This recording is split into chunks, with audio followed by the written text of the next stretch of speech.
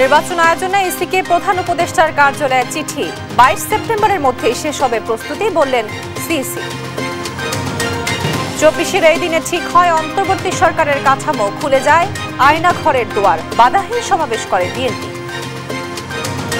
সরকারের 1 বছরে এলো সুখবর, বৈদেশিক মুদ্রার রিজার্ভ $30 বিলিয়ন উপরে, অর্থনীতিতে গতি। আবু সাইদ হত্যা মামলায় অভিযোগ গঠন, বিচার শুরুর আদেশ। শেখ হাসিনার বিরুদ্ধে আরো 2 জনের সাক্ষ্য ও জেরা। কুষ্টিয়ায় ভুয়া নিয়োগে বেতন তোলেন নিম্ন মাধ্যমিকের 2 শিক্ষক, অভিযোগে তদন্তে নেমেছে শিক্ষা অফিস। চুয়াডাঙ্গায় রেল ওভারপাস নির্মাণ 1 বছরের প্রকল্প, শেষ হয়নি 2 বছরেও। খোরাখুরিতে নাগরিক ভোগান্তি চরমে। এবং পুতিন জেলেনস্কি সরাসরি বৈঠকের সম্ভাবনা জানালেন ট্রাম্প। রাশিয়ার সঙ্গে যুদ্ধবিরতি নিয়ে আশাবাদী ইউক্রেন।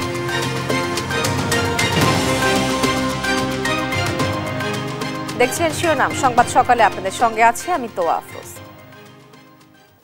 এবার বিস্তারিত। ত্রয়োদশ জাতীয় সংসদ নির্বাচন আয়োজনে প্রস্তুতি সম্পন্ন করতে নির্বাচন কমিশনকে চিঠি দিয়েছে প্রধান উপদেষ্টার কার্যালয়। বিষয়টি নিশ্চিত করেন প্রধান উপদেষ্টার প্রেস সচিব শফিকুল আলম। বুধবার তার ভেরিফাইড ফেসবুক অ্যাকাউন্টে এক পোস্টের মাধ্যমে বিষয়টি জানান তিনি। বিস্তারিত জানাচ্ছেন মাকদুরা মিতি। গেল মঙ্গলবার জুলাই গণঅভ্যুত্থান দিবসে জাতির উদ্দেশ্যে ভাষণে প্রধান উপদেষ্টা ডক্টর মোহাম্মদ ইউনূস ঘোষণা দেন আগামী রমজানের আগেই ফেব্রুয়ারিতে নির্বাচন আয়োজনের। আমরা আশা করছি ঐকমত্যের ভিত্তিতে। ভাষণে প্রধান নির্বাচন কমিশনারের কাছে নির্বাচন আয়োজনের জন্য সকল প্রস্তুতি সম্পন্ন করতে নির্বাচন চিঠি পাঠানো হবে বলেও জানান প্রধান উপদেষ্টা। অন্তর্বর্তী সরকারের পক্ষ থেকে আমি প্রধান নির্বাচন কমিশনারের কাছে চিঠি পাঠাবো, যেন নির্বাচন কমিশন আগামী রমজানের আগে 2026 সালের ফেব্রুয়ারি মাসে জাতীয় নির্বাচন অনুষ্ঠানের আয়োজন করেন। তারই ধারাবাহিকতায় বুধবার ফেব্রুয়ারিতে জাতীয় সংসদ নির্বাচন আয়োজনের সব প্রস্তুতি শেষ করতে নির্বাচন কমিশনকে চিঠি দিয়েছেন প্রধান উপদেষ্টার কার্যালয়। বিষয়টি নিশ্চিত করেছেন অন্তর্বর্তী সরকারের প্রেস সচিব শফিকুল আলম। বুধবার তিনি তার ভেরিফাইড ফেসবুক অ্যাকাউন্টে এক পোস্টের মাধ্যমে বিষয়টি নিশ্চিত করেন। নির্বাচন কমিশনের সিনিয়র সচিব বরাবর পাঠানো চিঠিতে উল্লেখিত সময়ে অবাধ, সুষ্ঠু, শান্তিপূর্ণ ও উৎসবমুখর জাতীয় নির্বাচন আয়োজনে প্রয়োজনীয় পদক্ষেপ নিতে অনুরোধ জানান প্রধান উপদেষ্টার মুখ্য সচিব এম সিরাজউদ্দিন মিয়া। এছাড়াও নির্বাচন আয়োজনে প্রয়োজনীয় প্রযুক্তি ব্যবহারের গুরুত্বারোপের পাশাপাশি একটি গ্রহণযোগ্য নির্বাচন আয়োজনে সরকারের সর্বাত্মক সহযোগিতার প্রত্যয়ের কথাও জানানো হয় নির্বাচন কমিশনকে। মাকদুরা মিতি, নিউজ ডেস্ক, দেশ টিভি। ফেব্রুয়ারির প্রথমার্ধে নির্বাচন, তার 2 মাস আগে তফসিল ঘোষণা করা হবে বলে জানিয়েছেন প্রধান নির্বাচন কমিশনার এএমএম নাসির উদ্দিন। আগারগাঁও নির্বাচন ভবনে এক ব্রিফিংয়ে এমনটি জানান তিনি। বলেন, প্রধান উপদেষ্টার দেওয়ার সময়সীমা অনুযায়ী নির্বাচন দিতে প্রস্তুতি নিচ্ছে কমিশন। 22 সেপ্টেম্বরের মধ্যে সব প্রস্তুতি শেষ করা হবে। শিউলি রায় রিপোর্ট।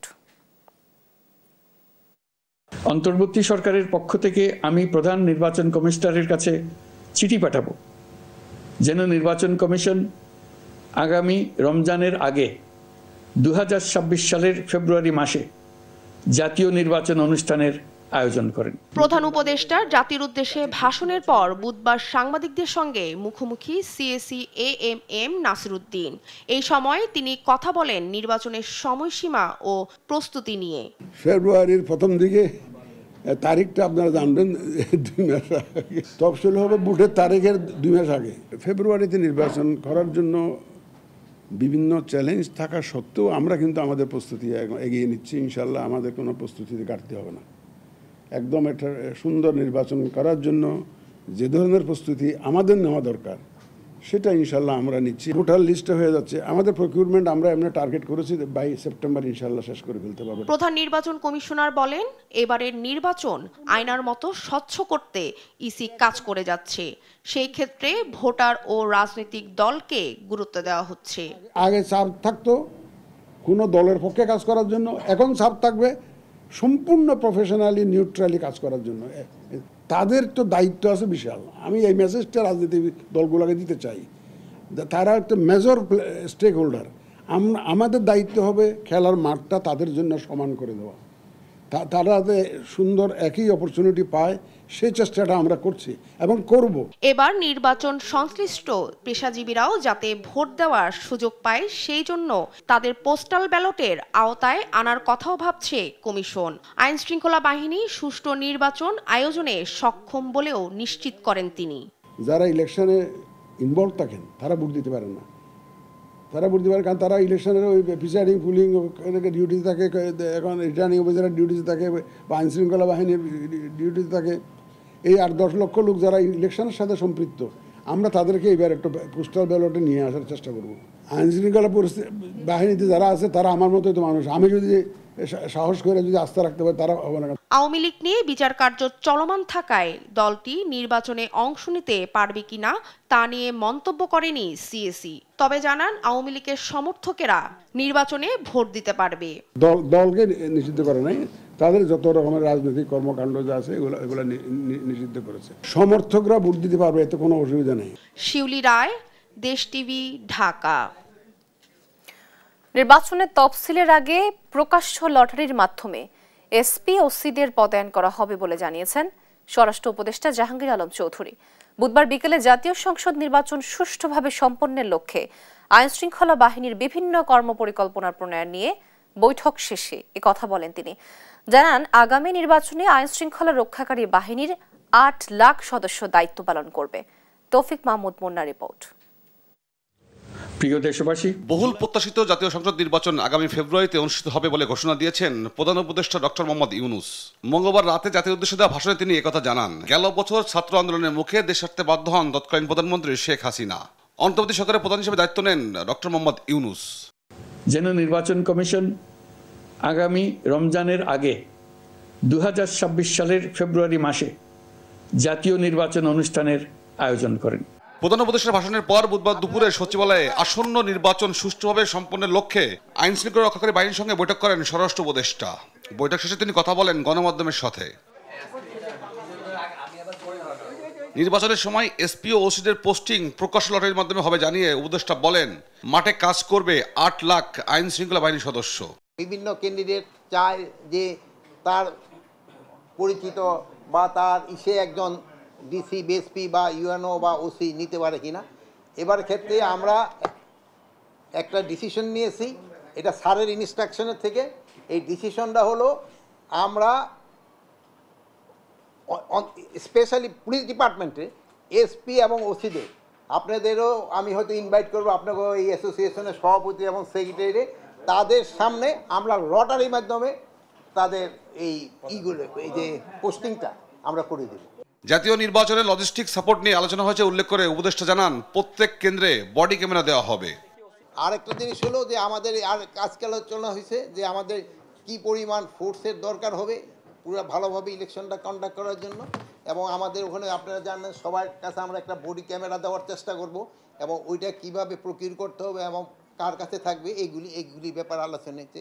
অন্যান্য সময় যেমন আপনারা জানেন যে ওই সে প্রিজাইডিং অফিসাররা অনেক সময় অন্যের বাসায় এইবার না, তারা যেন ওই সেন্টারে থাকতে পারে, ওখানেই ব্যবস্থা করা হবে। তাদের সাথে পুলিশ আনসার সবাই থাকবে। 47,000 ভোট কেন্দ্রে, প্রতিটা কেন্দ্রে আমরা একটা করে বডি ক্যামেরা দেওয়ার চেষ্টা করব। আগামী জাতীয় নির্বাচন সুষ্ঠু করতে আইনশৃঙ্খলা বাহিনীর প্রত্যেককে প্রশিক্ষণ দেওয়া হবে বলে জানান স্বরাষ্ট্র উপদেষ্টা। আমাদের এই আপনারা জানেন তৌফিক মাহমুদ মুন্না, আমাদের টিভি, প্রধান উপদেষ্টা গতকালকে 7 আগস্ট 2024-এর এই দিনে নির্ধারণ করা হয় অন্তর্বর্তী সরকারের কাঠামো। ফ্যাসিস্ট শেখ হাসিনার আয়নাঘর থেকে বেরিয়ে আসেন বন্দীরা। দীর্ঘ সময় পর বাধাহীন সমাবেশ করে দেশের অন্যতম প্রধান রাজনৈতিক দল বিএনপি। ভার্চুয়ালি বক্তব্য দেন বিএনপি চেয়ারপারসন বেগম খালেদা জিয়া ও ভারপ্রাপ্ত চেয়ারম্যান তারেক রহমান। নিযুক্ত করা হয় নতুন পুলিশ প্রধান। আরও জানাচ্ছেন এমি আজিম। 7 আগস্ট 2024, দেশে তখন সরকার ও পুলিশ প্রশাসন নেই। উৎকণ্ঠার অবসানে দফায় দফায় রাষ্ট্রপতির সঙ্গে বৈঠক করেন শিক্ষার্থীরা। ডক্টর মোহাম্মদ ইউনূসকে প্রধান করে উপদেষ্টা পরিষদের রূপরেখা তৈরি করা হয়। ঠিক করা হয় 15 উপদেষ্টার নাম। শুধু আলোচনা নয়, সেদিন মাইকেল চাকমার মুক্তি হাসিনার আয়নাঘরের সত্যতা উপস্থাপন হয় দেশবাসীর কাছে। গুম হওয়া স্বজনদের ফিরে পেতে ডিজিএফআই কার্যালয় সহ বিভিন্ন স্থানে ভিড় করতে শুরু করেন স্বজনরা। সেদিন 15.5 বছর পর স্বাধীনভাবে আবারও সমাবেশ করে দেশের অন্যতম প্রধান রাজনৈতিক দল বিএনপি। নেতাকর্মীদের সঙ্গে ভার্চুয়ালি যুক্ত হয়ে বক্তব্য দেন বিএনপির চেয়ারপারসন বেগম খালেদা জিয়া ও ভারপ্রাপ্ত চেয়ারম্যান তারেক রহমান। নিযুক্ত করা হয় পুলিশের নতুন আইজিপি মোহাম্মদ মইনুল ইসলামকে। থানাগুলোর কার্যক্রম শুরু করতে কাজ শুরু করেন তিনি। নিজ নিজ দায়িত্ব পালনে আত্মনিয়োগ করুন। এম এ আজিম, দেশ টিভি, ঢাকা। স্বপ্নের বাংলাদেশ বিনির্মাণে সবার সমর্থন চাইলেন বিএনপির ভারপ্রাপ্ত চেয়ারম্যান তারেক রহমান। রাজধানীর নয়াপল্টনে বুধবার জুলাই গণঅভ্যুত্থানের 1 বছর পূর্তি উপলক্ষে বিএনপির বিজয় শোভাযাত্রার পূর্ব সমাবেশে একথা বলেন তিনি। রাজনৈতিক দলগুলোর মাঝে ভিন্ন মত থাকলেও মুখ দেখাদেখি বন্ধ করা যাবে না উল্লেখ করে তারেক রহমান বলেন, ফ্যাসিবাদ বিরোধী ঐক্য ধরে রাখতে হবে। নিয়াজ মোর্শেদের প্রতিবেদন। এই জয়গান বিজয়ের উল্লাস দীর্ঘ 15.5 বছরের স্বৈরশাসন ব্যবস্থা অবসানের। ছাত্র জনতার গণ আন্দোলনের 1 বছর পূর্তি উপলক্ষে বিজয় শোভাযাত্রা কর্মসূচিতে বিএনপি নেতাকর্মীদের ঢলে রাজধানীর নয়াপল্টন ও আশেপাশের এলাকা পরিণত হয় জনসমুদ্রে। নির্ধারিত সময়ের আগেই মিছিল নিয়ে কেন্দ্রীয় কার্যালয় এলাকায় জড়ো হয় ঢাকা বিভাগের বিভিন্ন জেলার নেতাকর্মীরা। কারো হাতে দলীয় পতাকা, আবার কারো হাতে ফেস্টুন ও ব্যানার। দলীয় স্লোগানের সঙ্গে নেতাকর্মীদের নাচ গান সমাবেশে যোগ করে নতুন মাত্রা। বিজয় র্যালির আগে সংক্ষিপ্ত সমাবেশে বক্তব্য রাখেন সিনিয়র নেতারা। বলেন, এটি শুধু বিজয় উদযাপন নয়, নতুন শুরুর বার্তা। শোভাযাত্রায় জনস্রোত প্রমাণ করে জনগণই ক্ষমতার উৎস। নতুন বাংলাদেশে কার্যকর গণতন্ত্র প্রতিষ্ঠার কথাও বলেন তারা। শ্রদ্ধা জানানোর জন্য এবং তাদের পরিবারবর্গের প্রতি সম্মান জানানোর জন্য প্রত্যেকটি সংস্কার পরবর্তীতে নির্বাচিত জাতীয় সংসদের মাধ্যমে বাস্তবায়িত হবে। বৃহত্তর গণতন্ত্রের স্বার্থে, জাতিকে ঐক্যবদ্ধ রাখার স্বার্থে, আগামী দিনে এই দেশে একটি সুষ্ঠু ভোটের স্বার্থে আমরা সকল কিছু মেনে নিয়েছি। আগামী দিনে যাতে করে নির্বাচন নিয়ে কেউ ষড়যন্ত্র করতে না পারে, সে ব্যাপারে আমাদের সকলকে আমরা যাতে করে সজাগ থাকি। চেয়ারম্যান তারেক রহমান সাহেবের যে দৃষ্টিভঙ্গি 31 দফার বাস্তবায়িত হতে চলেছে সংস্কারের মধ্য দিয়ে। সমাবেশে ভার্চুয়ালি যুক্ত হন দলের ভারপ্রাপ্ত চেয়ারম্যান তারেক রহমান। বলেন, দেশে গণতন্ত্র ও আইনের শাসন প্রতিষ্ঠায় সুষ্ঠু রাজনৈতিক চর্চা জরুরি। জাতীয় স্বার্থে ফ্যাসিবাদ বিরোধী শক্তিকে ঐক্যবদ্ধ থাকার আহ্বান জানান তিনি। জাতীয় ইস্যুতে গণতন্ত্রের পক্ষের রাজনৈতিক দলগুলোর মধ্যে যাতে মুখ দেখাদেখি বন্ধ না হয়, সেই লক্ষ্যে জাতীয় স্বার্থে আমাদের সকলকে ঐক্যবদ্ধ থাকা প্রয়োজন। পরে বিএনপির বিজয় মিছিল উদ্বোধন ঘোষণা করেন তারেক রহমান। এতে অংশ নেন দলের শীর্ষ নেতারা। মিছিলটি নয়াপল্টন থেকে বিভিন্ন সড়ক ঘুরে শাহবাগ মোড়ে গিয়ে শেষ হয়। জুলাই অভ্যুত্থানের বর্ষপূর্তি উপলক্ষে বিএনপির এই বিজয় মিছিল মাধ্যমে শেষ হলো বিএনপির 36 দিনের কর্মসূচি। মিছিলে অংশগ্রহণকারী নেতাকর্মীরা বলছেন, যেন গণতন্ত্র মুক্তি পায় আর একটি নির্বাচনের মাধ্যমে জনগণ তার অধিকার ফিরে পায়। নয়াপল্টন থেকে নিয়াজ মোর্শেদ, দেশ টিভি। অন্তর্বর্তী সরকারের 1 বছরে অবশেষে রিজার্ভে সুখবর এলো। দেশের মোট বৈদেশিক মুদ্রার রিজার্ভ 30 বিলিয়ন মার্কিন ডলারের উপরে দাঁড়িয়েছে। বুধবার রাতে বাংলাদেশ ব্যাংক এ তথ্য প্রকাশ করে। বাংলাদেশ ব্যাংক জানায়, আন্তর্জাতিক মুদ্রা তহবিলের হিসাব পদ্ধতি অনুযায়ী এই রিজার্ভ 25 বিলিয়ন ডলারের উপরে। আর বর্তমান ব্যয়যোগ্য রিজার্ভের পরিমাণ 20 বিলিয়ন ডলার। বৈদেশিক মুদ্রা আয়ের 2 উৎস, প্রবাসী আয় আর পণ্য রপ্তানিতে ইতিবাচক ধারা বজায় থাকায় বৈদেশিক মুদ্রা বাজারে স্বস্তি ফিরেছে, গতি এসেছে অর্থনীতিতে। বাংলাদেশ ব্যাংক আরও জানায়, সরকার ইতিবাচক উদ্যোগ নেওয়ায় বৈদেশিক মুদ্রার রিজার্ভ ধীরে ধীরে বেড়েই চলেছে।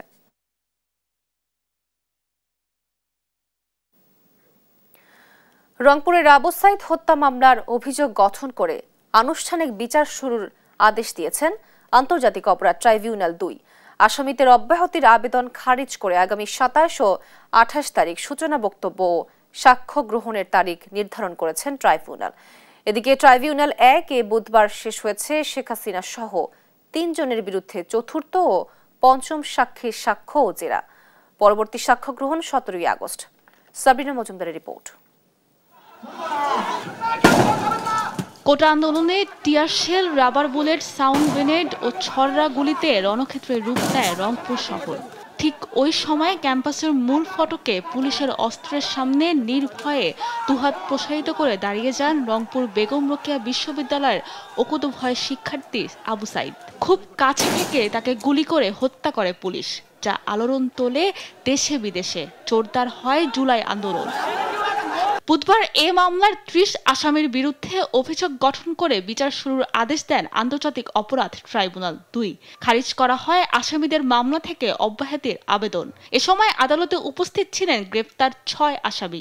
রংপুরের আবু সাইদ হত্যাকাণ্ড সংক্রান্ত যেই মামলায় ভাইস চ্যান্সেলর এবং পুলিশ কমিশনার সহ 30 জন আসামি, সেই মামলায় চার্জ গঠন হয়েছে এবং আগামী 27 এবং 28 আগস্ট সাক্ষ্য গ্রহণ, ওপেনিং স্টেটমেন্ট এবং সাক্ষ্য গ্রহণের জন্য দিন ধার্য হয়েছে।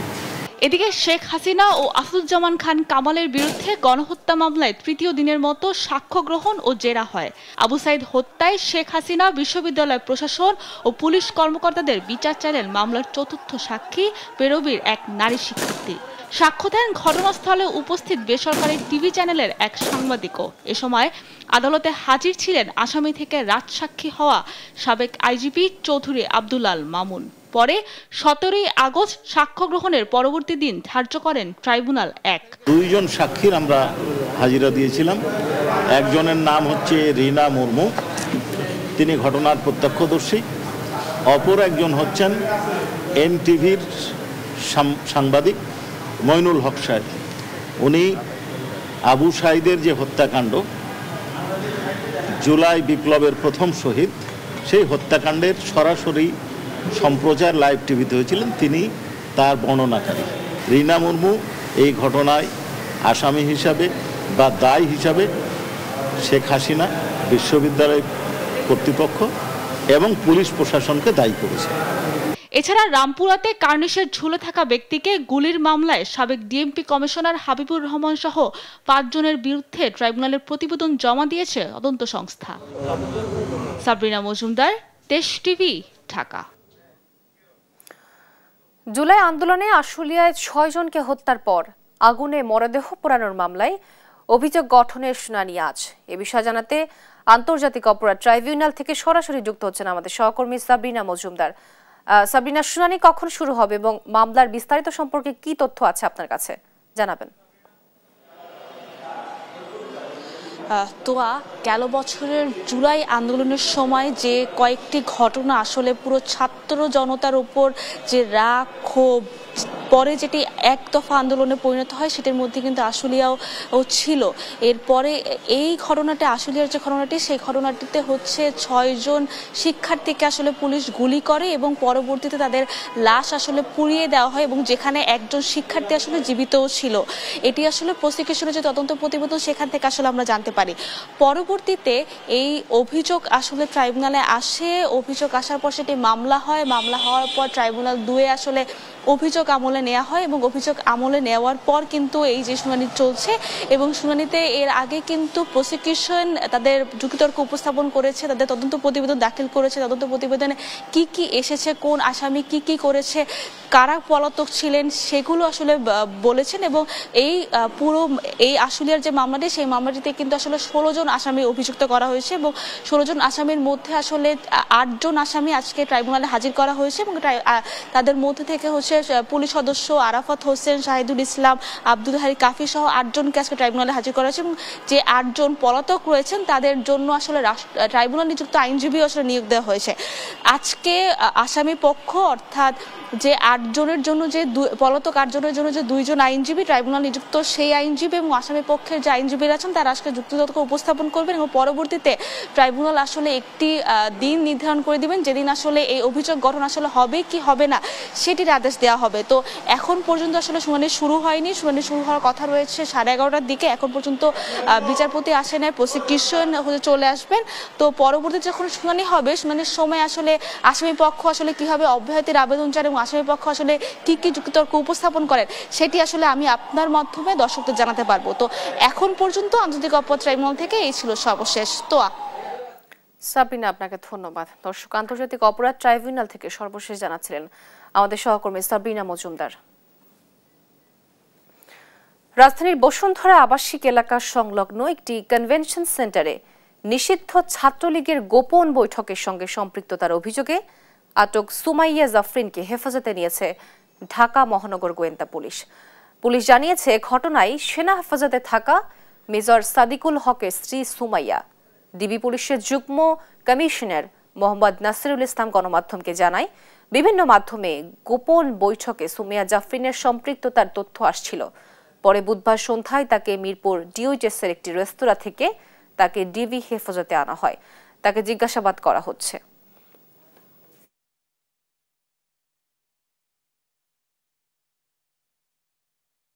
পরিচয় শনাক্ত না হওয়া জুলাই আন্দোলনে নিহত 6 জনের মরদেহ আজ দাফন করা হবে। ঢাকা মেডিকেল কলেজ হাসপাতালের মর্গ থেকে মরদেহ হস্তান্তর করা হবে আঞ্জুমান মফিদুল ইসলামের কাছে। এ বিষয়ে জানাতে সরাসরি যুক্ত হচ্ছেন আমাদের সহকর্মী ফাহিম ইউসুফ। ফাহিম, কখন মরদেহ হস্তান্তর করা হবে এবং তাদের কোথায় দাফন করা হবে এ বিষয়ে কি জানতে পেরেছেন, বিস্তারিত জানাবেন। জুলাই গণ অভ্যুত্থানের ঠিক 1 বছর পার হয়ে গিয়েছে, তারপরও কিন্তু আমরা এখন পর্যন্ত দেখতে পাইনি যে 6 জনের বেওয়ারিশ লাশ ঢাকা মেডিকেল বিশ্ববিদ্যালয়ের হাসপাতালের যে মর্গ ছিল এখানে পড়ে রয়েছিল, তাদের কিন্তু এখনো পরিচয় শনাক্ত হয়নি। এবং কিছুদিন আগেই কিন্তু এটি নিয়ে এক ধরনের আলাপ আলোচনা চলছিল সরকারের ঊর্ধ্বতন মহলে যে কবে নাগাদ তাদের দাফন করা যায়। আমরা কিছুক্ষণ আগেই জানতে পারলাম যে ঠিক 10:30 কিংবা তার একটু পরে হয়তো আঞ্জুমান মুফিদুলের সাহায্যে তাদের লাশ কিন্তু দাফন কার্যক্রম সম্পন্ন করার এক ধরনের আলোচনা চলছে এবং সেই অনুযায়ী কিন্তু ভিতরে কাজকর্ম চলছে। তো জুলাই গণঅভ্যুত্থানের যে 1 বছর পূর্তি হলো, যাদের মাধ্যমে এখন পর্যন্ত এই যে দ্বিতীয় স্বাধীনতা, সেই স্বাধীনতা অর্জন হলো, তাদের যে বর্তমান এই যে অবস্থা, সেজন্য কিন্তু অনেক বৈষম্য বিরোধী থেকে শুরু করে যে স্টেক হোল্ডার যারা রয়েছেন তাদের অনেকের মধ্যেই কিন্তু এক ধরনের শঙ্কা এবং তাদের মধ্যে যে ধরনের এক ধরনের শঙ্কা কাজ করছিল। তারা বলছিলেন যে বছর পার হয়ে যাওয়ার পরও কিন্তু এখন পর্যন্ত তেমন কোনো উদ্যোগ অথবা তাড়াহুড়ো করে যে দাফন কার্যক্রম সম্পন্ন করা, সেটিতে কিন্তু অনীহা দেখা গিয়েছে ঊর্ধ্বতন মহলে। এজন্য কিন্তু তারা বারবার সমালোচনা করছিলেন। তবে আমরা জানতে পেরেছি কিছুক্ষণ পর হয়তো বৈষম্য বিরোধীর কয়েকজন এখানে আসার কথা রয়েছে। এছাড়া সরকার এবং সিআইডি যে তদন্ত বিভাগ রয়েছে সেখান থেকেও কিন্তু আসার কথা রয়েছে এই মর্গে, এবং আঞ্জুমান মফিদুলের সাহায্যে কিন্তু রায়বাজার বধ্যভূমিতে কিন্তু তাদের দাফন করার কার্যক্রম চলবে অথবা হবে কিছুক্ষণ পর, আমরা যেটুকু জানতে পেরেছিলাম। এই ছিল ঢাকা বিশ্ববিদ্যালয়ের মর্গ থেকে, ঢাকা মেডিকেল বিশ্ববিদ্যালয়ের মর্গ থেকে সর্বশেষ। ফাহিম, আপনাকে ধন্যবাদ। দর্শক, পরিচয় শনাক্ত না হওয়া জুলাই আন্দোলনে নিহত 6 জনের মরদেহ আজ দাফন করা হবে। এ বিষয়ে বিস্তারিত জানাচ্ছিলেন আমাদের সহকর্মী ফাহিম ইউসুফ। বৃষ্টির পর জলাবদ্ধতায় ভোগান্তিতে পড়েছেন বগুড়ার শহরবাসী। বিভিন্ন সড়কে পানি জমায় দেখা দিয়েছে দুর্ভোগ। পরিস্থিতির বিস্তারিত জানাতে সরাসরি যুক্ত হচ্ছেন আমাদের সহকর্মী সঞ্জু রায়। সঞ্জু, জলাবদ্ধতার এই মুহূর্তের পরিস্থিতি কেমন দেখছেন এবং কোনো ব্যবস্থা নেওয়া হচ্ছে কিনা জানাবেন। তো গেল 48 ঘন্টায় উত্তরের প্রাণকেন্দ্র বগুড়ায় 140.3 মিলিলিটার বৃষ্টি হয়েছে। হালকা কিংবা ভারী যে কোনো বৃষ্টিপাতেই কিন্তু বগুড়ার বিভিন্ন প্রধান সড়ক সহ আজকে আপনি ক্যামেরার চোখে দেখতে পাচ্ছেন শহরের অন্যতম শ্রেষ্ঠ বিদ্যাপীঠ সরকারি আজিজুল হক কলেজের যে ক্যাম্পাস, সেই ক্যাম্পাসেও কিন্তু আজকে টাকনো পর্যন্ত পানি কিন্তু রয়েছে। গতকালকে এই পানি কিন্তু হাঁটু পর্যন্ত ছিল। জলাবদ্ধতার এই যে সমস্যা, এই সমস্যার কারণে কিন্তু চরম ভোগান্তিতে পড়েছে বগুড়া পৌর এলাকার লাখো বাসিন্দা। শুধু এই আজিজুল হক কলেজ ক্যাম্পাসই নয়, শহরের বাদুরতলা, সেউজগাড়ি, খান্দার, স্টেডিয়াম সড়ক সহ প্রত্যেকটি সড়কে এখনো সাধারণ মানুষ কিন্তু চরম ভোগান্তিতে পড়েছে জলাবদ্ধতায়। আপনি দেখতে পাচ্ছেন এই ক্যাম্পাসে কিন্তু আজকেও এইচএসসি পরীক্ষা অনুষ্ঠিত হচ্ছে। এই বৃষ্টির পানি এটিকেই কিন্তু উপেক্ষা করে পরীক্ষার্থীরা পরীক্ষার হলে বসেছে। পৌর কর্তৃপক্ষ যেটি বলছে যে জলাবদ্ধতা নিরসনে গেল 2 দশকে উল্লেখযোগ্য কোনো কাজ না হলেও তারা 30 কোটি টাকার একটি প্রকল্প হাতে নিয়েছে। একই সাথে জনস্বাস্থ্য প্রকৌশল অধিদপ্তরও কিন্তু একটি মাস্টার প্রকল্পের প্রক্রিয়াধীন রয়েছে। এই দুটি প্রকল্প বাস্তবায়ন হলে হয়তোবা জলাবদ্ধতার এই যে সমস্যা যেটি আজকে চরমে গিয়েছে এটির সমাধান করা সম্ভব হবে। আমাদের সাথে উপস্থিত রয়েছে সরকারি আজিজুল হক কলেজের অধ্যক্ষ প্রফেসর শওকত আলম মীর। আমরা একটু তার সাথে কথা বলবো। স্যার, আজিজুল হক কলেজ ক্যাম্পাস গেল কয়েকদিন থেকেই পানিতে কিন্তু তলিয়ে আছে। আসলে অধ্যক্ষ হিসেবে আপনাদের এখন কি করার রয়েছে এই জলাবদ্ধতা নিরসনে? ধন্যবাদ। আমরা গতকালকে থেকেই বিভিন্ন প্রশাসনের বিভিন্ন জনের সাথে যোগাযোগ করার চেষ্টা করেছি। ওনারা দেখেও গেছেন বাস্তবতা, ওনার চেষ্টা করতেছেন, আমাদেরকে আশ্বস্ত করেছেন এই পানি নিষ্কাশনের যে বিষয়গুলো ওনারা আন্তরিকতার সাথে নিয়েছেন এবং কাজ করছেন বলে আমাদেরকে অবগত করেছেন। আমরা আশা করছি পানি কমে যাবে। যদিও গত সারা রাতে পানি কমেছিল, কিন্তু ভোরের দিকে আবার বৃষ্টি হওয়ায় এই পানিতে আসলে আবার বৃদ্ধি পেয়েছে। তারপর আমরা আশা করছি নতুনভাবে বৃষ্টি না হলে এই পানিগুলো খুব সহজেই নেমে যাবে বলে আশা করছি। এই কষ্টটা আমাদের সবারই যে দুর্ভোগ হচ্ছে এটি থেকে আমরা লাঘব হব ইনশাল্লাহ। আপনাকে ধন্যবাদ। আসলে তো আরেকটি বাস্তব যে প্রেক্ষাপট সেটি হচ্ছে বগুড়া শহরের যে ড্রেনেজ ব্যবস্থা তার কিন্তু অধিকাংশই বর্তমানে ভঙ্গুর অবস্থানে রয়েছে। পৌর কর্তৃপক্ষ যেটি বলছে ড্রেনের যে আউটফল রয়েছে এরকম 100টি আউটফল দ্রুততম সময়ে পরিষ্কারের তারা উদ্যোগ নিয়েছে। সাধারণ মানুষের প্রত্যাশা অতি দ্রুত সমাধান করা হোক জলাবদ্ধতার মতো এই জটিল সমস্যাটি এবং সাধারণ মানুষকে মুক্তি দেয়া হোক এই পানি বন্ধ অবস্থা থেকে। তো আর সরকারি আজিজুল হক কলেজ ক্যাম্পাস থেকে জলাবদ্ধতা নিয়ে আমার কাছে আজকে এটি ছিল সর্বশেষ। সঞ্জু, আপনাকে ধন্যবাদ। দর্শক, বগুড়ার জলাবদ্ধতার বিষয়ে বিস্তারিত জানাচ্ছিলেন আমাদের সহকর্মী সঞ্জু রায়। পত্রিকায় নিয়োগ বিজ্ঞপ্তিতে জালিয়াতি, নিয়োগ বোর্ডের সদস্যদের সই ও সিল নকল করে ভুয়া নিয়োগের মাধ্যমে দীর্ঘদিন ধরে করছেন চাকরি, তুলছেন নিয়মিত বেতনও। শুনতে অবাক লাগলেও এমনই অভিযোগ উঠেছে কুষ্টিয়ার কুমারখালীর কালীগঙ্গা নিম্ন মাধ্যমিক বালিকা বিদ্যালয়ের 2 শিক্ষকের বিরুদ্ধে। অবশেষে বেতন স্কেল প্রাপ্তির আবেদন করলে প্রকাশ্যে আসে এই 2 শিক্ষকের জালিয়াতির বিষয়টি। এর মধ্যে তদন্ত শুরু করেছে জেলা শিক্ষা অফিস। কুষ্টিয়া থেকে নাহিদ হাসান তিতাসের রিপোর্ট। 2003 সালে কুষ্টিয়ার কুমারখালী উপজেলার কালীগঙ্গা নিম্ন মাধ্যমিক বালিকা বিদ্যালয়ে সহকারী শিক্ষক পদে যোগ দেন শামসুজ্জামান মুকুল। 2015 সালে একই স্কুলে সহকারী শিক্ষক পদে যোগ দেন মুসলিমা খাতুন।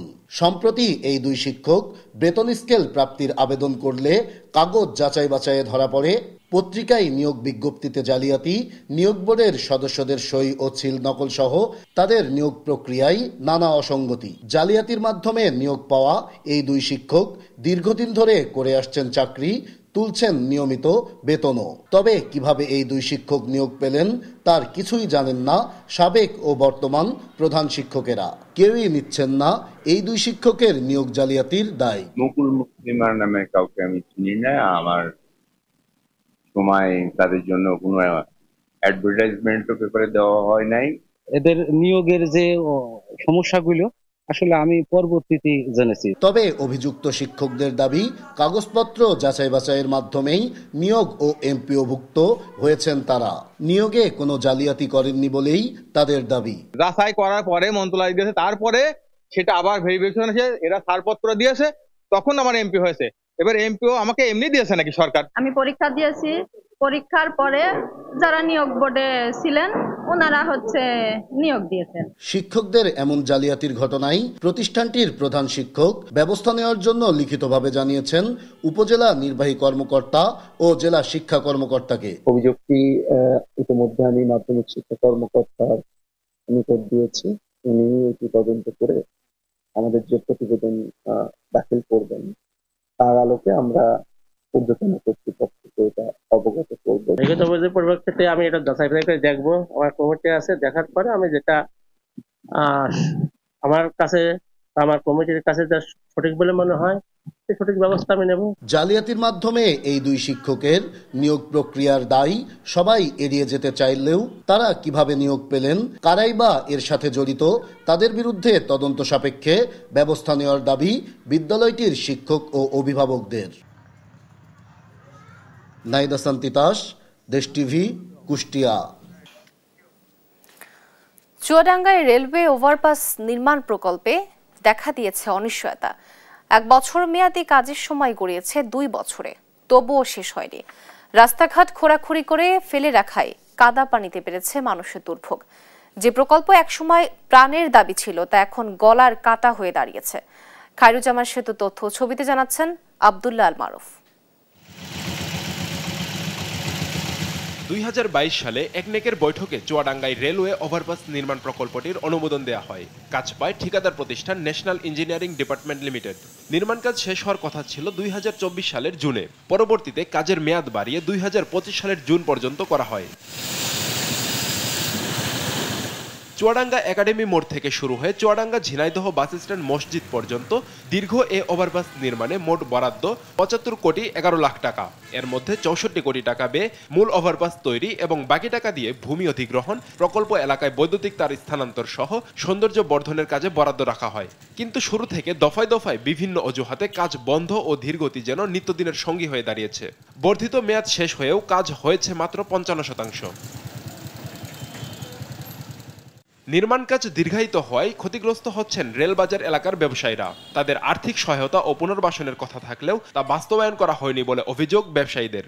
আমরা ব্যবসা নিয়ে অনেক অশান্তিতে রয়েছি, কাস্টমার এখানে আসতেও চায় না, আসেও না। আমরা মাল বেচে কিনা যা করছি তাতে আমাদের কাছে ভালো হচ্ছে না। এই দোকানগুলো যেগুলো ভাঙা পড়ছে এইগুলোকে পৌরসভা একটা পুনর্বাসন করে দেবে এবং পৌরসভার মাধ্যমে পুরাতন বাজারের ভিতরে পুনর্বাসনের ব্যবস্থা করে দেবে। তাদেরকে পুনর্বাসন করা হয়নি, বরঞ্চ তাদেরকে এখন রাস্তায় চলে বসে থাকতে হচ্ছে।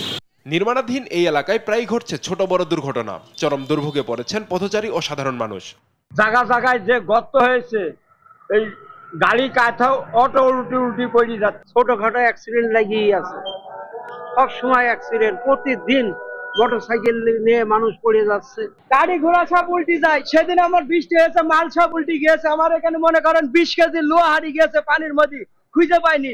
তবে প্রকল্পের বিষয়ে জানতে চাইলে ক্যামেরার সামনে কথা বলতে রাজি হননি সড়ক ও জনপথ বিভাগের উপবিভাগীয় প্রকৌশলী মোহাম্মদ সুজাত কাজী। আব্দুল্লাহ আল মারুফ, নিউজ ডেস্ক, দেশ টিভি। টাঙ্গাইলের ধনবাড়িতে সড়ক দুর্ঘটনায় 3 জন নিহত হয়েছে। এ বিষয়ে বিস্তারিত জানাতে যুক্ত হচ্ছেন আমাদের সহকর্মী অভিজিৎ ঘোষ। অভিজিৎ, দুর্ঘটনা ও হতাহতদের সম্পর্কে কি তথ্য আছে আপনার কাছে, বিস্তারিত জানাবেন। জি, তো এই সকালবেলায় টাঙ্গাইলের ধনবাড়িতে এই মোটরসাইকেল এবং পিকআপ ভ্যানের সাথে মুখোমুখি সংঘর্ষের ঘটনায় 3 জনের মৃত্যু হয়েছে এবং এই ঘটনায় একজন আহত হওয়ার খবর আমরা পেয়েছি। এবং এই যে ঘটনাটি সেটি সকালবেলায় এটি সংঘটিত হয়েছে এবং এই যে জামালপুর টাঙ্গাইল যে সড়কটি রয়েছে আঞ্চলিক মহাসড়ক, সেই মহাসড়কের ধনবাড়ি এলাকাতে এই দুর্ঘটনার ঘটে এবং এই দুর্ঘটনার পরেই যে যারা ওই তাৎক্ষণিকভাবে ঘটনাস্থলে 2 জনের মৃত্যু হয়েছে এবং এছাড়া একজনকে উন্নত চিকিৎসার জন্য ময়মনসিংহে পাঠানোর সময় সে পথেই তার আরেকজনের মৃত্যু হয়। এই মিলে 3 জনের মৃত্যু হয়েছে এই দুর্ঘটনায় এবং ধনবাড়ি থানার ভারপ্রাপ্ত কর্মকর্তা বলছেন যে দুর্ঘটনার পরেই তারা ঘটনাস্থলে পৌঁছে দুর্ঘটনা কবলিত যে পরিবহনগুলো সেইগুলো তারা আটক করেছে এবং পাশাপাশি এই যে যারা নিহত হয়েছেন তাদের পরিবারের সাথে তারা যোগাযোগ করেছেন এবং কিছুক্ষণের মধ্যেই সেই পরিবারগুলো থানায় আসবেন এবং তারা সেই আইনি প্রক্রিয়া শেষে তাদের মরদেহগুলো তাদের পরিবারের কাছে হস্তান্তর করবেন এমনটি জানিয়েছে পুলিশ এবং বলছেন যে এই যে দুর্ঘটনা সেটি কিন্তু ভোরবেলায় সংঘটিত হয়েছে এবং এই কি কারণে তারা সেই মোটরসাইকেল যোগে তারা কোথায় যাচ্ছিলেন সেই বিষয়ে এখন পর্যন্ত জানা যায়নি এবং যেহেতু একটি মোটরসাইকেলে 3 জন মানুষ তারা যাচ্ছিলেন এবং এর ক্ষেত্রে 2 জন কিশোর রয়েছেন তারা কিন্তু এই যে কারণে এই মোটরসাইকেলের দুর্ঘটনা ঘটেছে এবং স্থানীয়রা বলছেন যে এই যে আঞ্চলিক মহাসড়কটি জামালপুর ধনবাড়ি এটি